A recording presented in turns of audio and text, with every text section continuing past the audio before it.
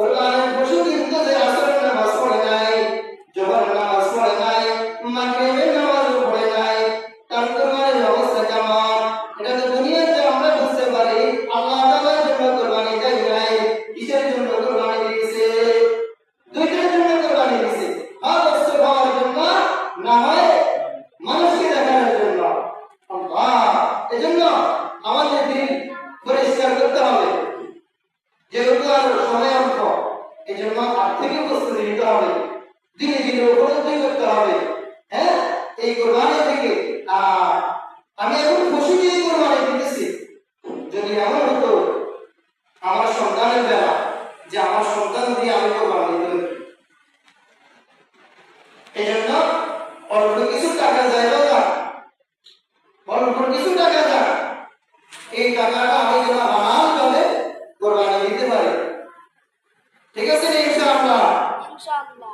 আর কোরবানি কাদের উপর ওয়াজিব? কোরবানি কাদের উপর ওয়াজিব? অনেক প্রবাসীরা আছে যাদের কাছে টাকা জমা আছে, আছে কি? আছে। অনেক মহাজনদের কাছে স্বর্ণ আছে, টাকা জমা রাখে। হ্যাঁ, প্রতিদিন 100, 200, 1000 এভাবে করে জমা রাখেনি? রাখে। রাখতে রাখতে দেখা যায় এই মহিলার কাছে অনেক টাকা আছে। হ্যাঁ, অনেক টাকা, এরপরে স্বর্ণ অলংকার আছে। তো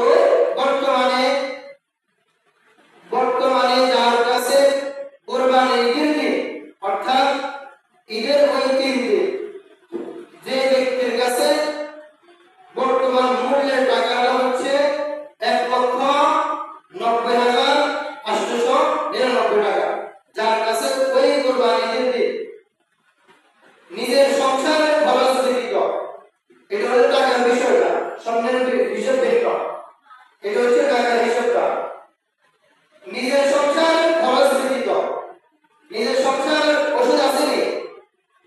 ওষুধ আছে। তারপরে জামা কাপড় আছে নি? আছে। সংসারের বাজারে আছে নি? আছে। এই সমস্ত খরচ বাদ দিয়ে এই বছর থেকে অন্য সামনে আরেক বছর পর্যন্ত যার কাছে এই টাকাটা, কত টাকা? 1 লক্ষ কত? একটু আগে বলছি,